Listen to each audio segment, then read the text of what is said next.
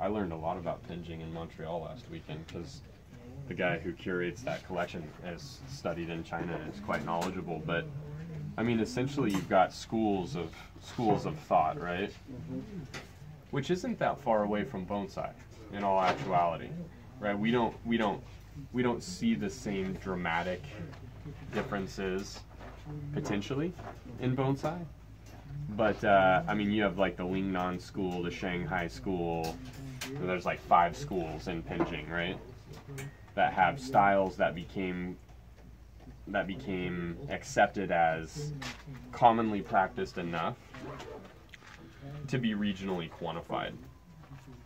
But if you look at bonsai in Japan, you could talk about the Kanto and the Kansai for sure, and the difference in the styles that exist there.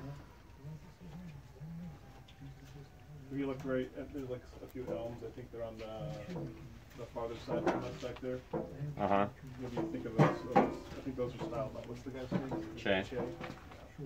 I don't know. I'd have to look at them a little bit more. But I'm not, Penjing isn't my wheelhouse, so I typically steer away from commenting on Penjing because I just don't know enough. Gotcha.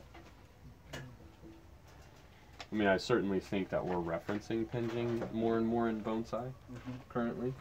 I think that's starting to happen. I think unbeknownst, or let's say unannounced to people, they're being influenced without being aware of Penjing being the influence, which is kind of fun.